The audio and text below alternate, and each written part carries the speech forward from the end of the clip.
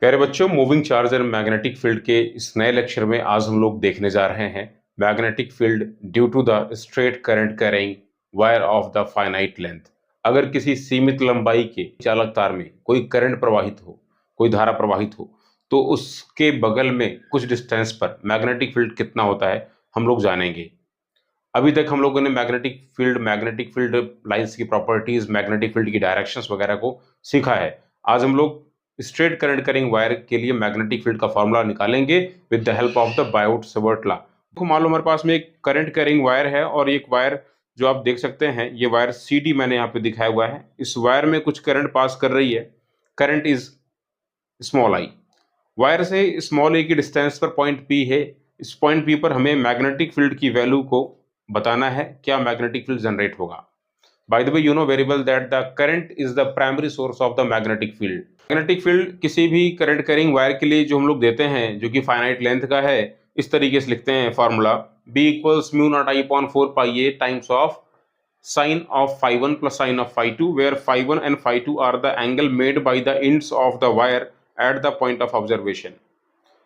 वहीं अगर बात करें कि पॉइंट ऑफ ऑब्जर्वेशन ने वायर पर जो एंगल बनाए हैं, अगर वो एंगल θ1 एंड θ2 हो, तो हम इस फॉर्मूले को ऐसे भी लिखते हैं B equals mu naught I upon 4 πa cos θ1 plus cos θ2। अभी ये कैसे है, इसको हम लोग देखने जा रहे हैं और समझने जा रहे हैं। इस पूरे लेक्चर को बहुत ध्यान से देखिएगा अगर आप जानना चाहते हैं कि ये फॉर्मूला हमने कैसे सेटअप किया है। इस पूरे स्ट्रेट वायर में करंट पास कर रही है। करंट की अलग अलग पोजीशन है और अलग अलग पोजीशन के लिए मैग्नेटिक फील्ड की वैल्यू भी अलग अलग होती है। आप सभी को याद करना चाहिए बायोट-सावर्ट रूल जो हम लोग अप्लाई करते हैं for determining the value of magnetic field. जरा बताएं, मैग्नेटिक फील्ड को फाइंड करने का जो लॉ है वो है बायोट-सावर्ट लॉ। बायोट-सावर्ट लॉ इसके क्या कहता है, किसी भी करंट कैरिंग एलिमेंट, एक छोटा सा अगर करंट कैरिंग एलिमेंट हमारे पास में हो, उसमें करंट I हो, लेंथ dl हो, तो करंट कैरिंग एलिमेंट से थीटा की पोजीशन पर r डिस्टेंस पर मैग्नेटिक फील्ड कितना होता है सब जानते हैं। करंट कैरिंग एलिमेंट की वजह से बनने वाला मैग्नेटिक फील्ड होता है dB equals mu naught upon 4 π times of I dl cross r upon r cube, या इसको ऐसे भी लिखते हैं mu naught upon 4 π into I dl sin theta over r square। Theta is the angle between the current element and the position vector of the point of observation। ये हमारा angle है theta. Current element और position vector r के बीच में बना हुआ angle theta, जिधर हमको मैग्नेटिक फील्ड देना है। तो हम इसी की मदद से इस फॉर्मूले को प्रूफ करेंगे और समझेंगे। क्या करें हम, सबसे पहले हमें इस वायर पर एक छोटा सा करंट कैरिंग एलिमेंट चूज करना पड़ेगा। चलो मान लेते हैं कि वायर के पॉइंट O से L डिस्टेंस पर एक छोटा सा एलिमेंट है यहाँ पर, जो एलिमेंट मैं दिखा रहा हूँ DL से। This is the small current carrying element. इस एलिमेंट की लेंथ क्या है, तो इस एलिमेंट की जो लेंथ है वो लेंथ है DL, छोटी सी लेंथ है। एलिमेंट में करंट वही होगी जो करंट इस वायर में है, तो दिखा देते हैं करंट की वैल्यू सेम है। Current is same, that is the small I. Current element से पॉइंट ऑफ ऑब्जर्वेशन को ज्वाइन कर देते हैं। एज्यूम कर लेते हैं कि ये जो डिस्टेंस है, ये डिस्टेंस है small r। Current carrying element ने पोजीशन वेक्टर जो पॉइंट का P का है r, उसके साथ में एंगल बनाया है। एज्यूम कर लीजिए ये हमारा एंगल है थीटा। और यही नहीं, एंगल OP, ये जो करंट कैरिंग एलिमेंट जिस पॉइंट पर है, मान लो ये पॉइंट हमारा M है, OPM, इस एंगल को, ये एंगल आपको दिखाई दे रहा है डायग्राम में, ये एंगल हम मान लेते हैं कि ये हमारा एंगल है phi. dB equals mu naught upon 4 π into ideal sine theta upon r square. और इस मैग्नेटिक फील्ड की डायरेक्शन किस तरफ होगी, तो मैग्नेटिक फील्ड की डायरेक्शन हम लोग दे सकते हैं राइट हैंड पाम रूल से। करंट कैरिंग जो एलिमेंट की डायरेक्शन में अपना थंब रखिए और जिस तरफ मैग्नेटिक फील्ड देना है उधर अपनी हथेली को रखिए, इसको प्रेस कीजिए, ये इनसाइड जा रहा है, मतलब पॉइंट P पर मैग्नेटिक फील्ड की डायरेक्शन नॉर्मली इनवर्ड होगी। क्रॉस साइन लगा दिया जाएगा, यहां मैं क्रॉस लगा देता हूं। फिलहाल अभी हमें बस इसकी वैल्यू से मतलब है, हमें मैग्नेटिक फील्ड की बस वैल्यू से मतलब है, ये मैग्नेटिक फील्ड की वैल्यू होगी। देखो जरा ध्यान से, अगर हमें इस पूरे वायर के लिए मैग्नेटिक फील्ड चाहिए तो क्या हम करें, ऐसे हर एक एलिमेंट के लिए मैग्नेटिक फील्ड की वैल्यू अलग अलग होगी, लेकिन एक बात कॉमन है कि हर एक एलिमेंट के लिए पॉइंट पी जो है वो एक ही तरफ है, तो पॉइंट पी पर मैग्नेटिक फील्ड की डायरेक्शन नॉर्मली इनवर्ड होगी, डायरेक्शन सेम है। Since direction of the magnetic field is same for all such type of the current carrying element, so we can integrate this elementary field for determining the net value of the magnetic field. तो हम लिखने जा रहे हैं net value of the magnetic field, net value of magnetic field। क्या करें, अगर हमें नेट वैल्यू देनी है तो हम क्या करें, इंटीग्रेट कर डालते हैं इसको। Total magnetic field is the integral of this elementary field, और ये एलिमेंट्री फील्ड हमें अभी मालूम है mu naught upon 4 pi times of I D L sine theta over R square. ठीक है भाई, हमें बस वैल्यू से मतलब है। देखो यहाँ पे आई डी एल आर और थीटा ये हमारे सपोजिशंस हैं, तो हम इन्हें गायब करेंगे। हमें जो कुछ पता है वो है करंट और डिस्टेंस और ये एंगल्स φ1 φ2 या θ1 और θ2, हमें बस यही मालूम है।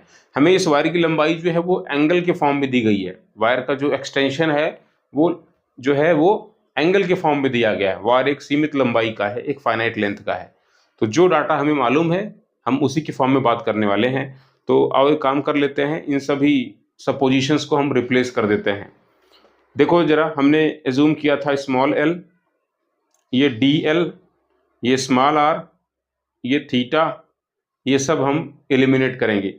सबसे पहले देखो हमें यहाँ पे एक ट्रायंगल दिखाई दे रहा है ओ पी एम, आपको दिखाई दे रहा है ये ट्रायंगल ओ पी एम, दिख रहा होगा सभी को। यहाँ मैं एक बार फिर से ड्रॉ कर देता हूँ, ऐसे बना हुआ है, देख लीजिए। ये पॉइंट ओ था, ये पॉइंट पी और ये पॉइंट एम। पॉइंट एम पर हमारा करंट कैरिंग एलिमेंट था। ये हमारा एंगल है थीटा, ये है हमारा एंगल फाई, ये डिस्टेंस है स्मॉल ए, और एम पी जो है ये है स्मॉल आर, जिसको हमने जूम किया है। अगर मैं आपसे पूछूं यहाँ पर, आप ज़रा बताएं कि इस ट्रायंगल में tan फाई की वैल्यू क्या बनेगी। ज़रा समझिए, साइड में एक लाइन ऐसे खींच देते हैं, ज़रा हमें बताइए आप कि tan फाई हम क्या लिख सकते हैं। तो tan फाई का मतलब हो जाएगा परपेंडिकुलर अपॉन बेस। यहाँ पर जो परपेंडिकुलर है वो ओ एम है, और ओ एम का मतलब है करंट एलिमेंट की डिस्टेंस जो कि है स्मॉल एल। तो लिखते हैं, सो tan फाई का मतलब क्या हो जाएगा, L बाय ए। फाइनली हम लोग कह सकते हैं कि L equals A tan phi लिखा जा सकता है। बोले है ना, लिख सकते हैं। हमें DL की यहाँ पे जरूरत है। देखो आप ध्यान से फॉर्मूले में देखो, यहाँ पे DL दिखाई दे रहा है, दिखाई दे रहा है। तो इसको डिफरेंशिएट कर डालते हैं, इसको डिफरेंशिएट कर लेते हैं। तो DL upon D phi, phi के रिस्पेक्ट में क्या लिखा जाएगा, D D X of tan x sec square X, D D X of tan phi sec square phi, लिखा जाएगा a sec स्क्वायर फाई, है कि नहीं। डी फाई को ट्रांसपोज कर दीजिए, हम लोग कह सकते हैं कि डी एल के प्लेस पर हम रख सकते हैं a sec square phi D phi. इस बात को नोट कर लिया जाए, अभी इसे हम यूज करेंगे। डी एल के प्लेस पर हम लोग क्या यूज करेंगे, a sec square phi D phi. अब हम स्मॉल आर जो कि डिस्टेंस है इसे हम रिप्लेस करने जा रहे हैं।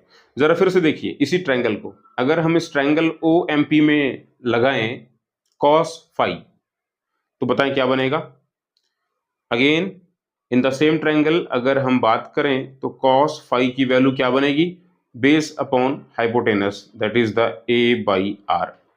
यानी आप बोल सकते हैं कि आर की वैल्यू बनेगी A by cos phi, 1 by cos sec, है ना। तो यानी इसको हम लोग लिख सकते हैं R equals A sec phi, ऐसे लिखा जा सकता है। लो, ये हमें आर की वैल्यू भी मिल गई। अब बारी है इस एंगल थीटा की, जिसको हमने सपोज किया था करंट कैरिंग एलिमेंट के लिए छोटे से। तो हम क्या करें, देखो ध्यान से, यहाँ पर थीटा और फाई कैसे एंगल हैं, कॉम्प्लीमेंट्री एंगल्स हैं। ये हमारा एक राइट एंगल ट्रायंगल है, so phi plus theta equals 90, यानी हम लोग लिख सकते हैं थीटा इक्वल्स 90 माइनस फाई, ऐसा लिखा जा सकता है। बोलिए है ना, लिख सकते हैं। तो जरा मुझे बताइए, क्या हम sine theta sine 90 minus phi लिख सकते हैं, और साइन 90 माइनस फाई का मीनिंग हो जाएगा कॉस फाई। सो फाइनली हम रिप्लेस कर देंगे साइन थीटा को किससे, कॉस फाई से। चलिए, अब सब कुछ हमें मिल चुका है, हमने जो कुछ सपोज किया था वो सब हमको मिल चुका है। इन सब डाटास को हम ले जाकर के रख देते हैं। So placing the value of the DL, R and the sin theta in the expression, we will get the net value of the magnetic field, यहाँ लिखने जा रहे हैं। So placing the net value of the magnetic field equals integral mu naught upon 4 पाई को ज्यों का त्यों लिख लीजिए। DL की वैल्यू क्या है भाई, DL की वैल्यू है a sec square phi d phi. तो a sec square phi D phi. Sine theta की वैल्यू क्या है, साइन थीटा की वैल्यू है कॉस फाई, सही है, रख देते हैं whole upon R square. R की वैल्यू कितनी है, तो आर की वैल्यू है ए सेक फाई, यहां लाकर रख देते हैं आर की वैल्यू को ए सेक फाई, इसका कर देते हैं स्क्वायर। देखिए ए सेक स्क्वायर फाई से ए सेक स्क्वायर फाई कैंसिल हो जाएगा, डिनोमिनेटर में आपको ए मिलेगा भी, क्योंकि बिकॉज यहाँ पर ए सेक फाई का होल स्क्वायर था और ऊपर केवल ए सेक स्क्वायर फाई है, तो ए मिलेगा आपको। तो जो मिल रहा है उसको नोट कर लें, equals mu naught upon 4 pi ए, और ये करंट कांस्टेंट थी बाहर आ गई। इंटीग्रल हमें क्या मिल रहा है, हमें मिल रहा है integral cos phi D phi. अब इस फाई को जरा देखिए और हमें इसे इंटीग्रेट करना है, तो जरा सोचो इस फाई की जो लिमिट है वो कहां से कहां तक है। तो अगर हम देखें तो इस फाई की जो लोअर वैल्यू है वो -φ2, जो भी हम वैल्यू को लिखेंगे एंगल नीचे वो माइनस में, और रेफरेंस लाइन के ऊपर अगर हम एंगल को लिखते हैं तो कैसा लिखेंगे, पॉजिटिव। ये बात दिमाग में रहे। So applying the appropriate limit of the phi, that is the from -φ2 to +φ1। आओ इस वैल्यू को रख देते हैं। आप जरा बताइए integral cos phi D phi क्या होता है। Integral cos phi D phi को आप क्या लिख सकते हैं, इसको आप लिख सकते हैं साइन फाई, है ना, because D D X of sine X cos X, so integral cos X D X sine X. So mu naught upon 4 pi A sine of phi, limit को रख देते हैं from -φ2 to +φ1। So upper limit minus lower limit replace करिए, limits को यहाँ लाकर रखिए।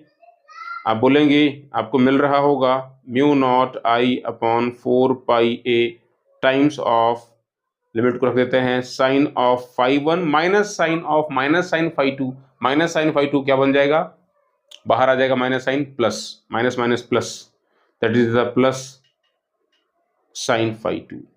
इस तरीके से ये देखो जो फॉर्मूला था मैग्नेटिक फील्ड का, ये हमने प्रूफ कर लिया है वायर।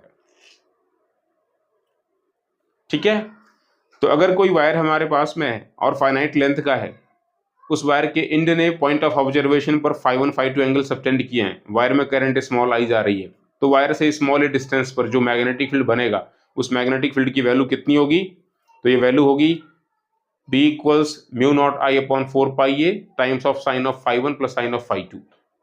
याद रखें इस बात को। और इसी फॉर्मूले को हम ऐसे भी लिख सकते हैं, अगर हम समझें तो φ1 की वैल्यू क्या है, 90 माइनस θ1।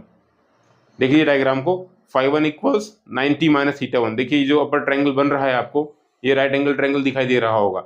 सो अगर हम चाहें तो θ1 के फॉर्म में और θ2 के फॉर्म में इसे ऐसे लिख सकते हैं, mu naught I upon 4 pi A times of cos θ1 plus cos θ2।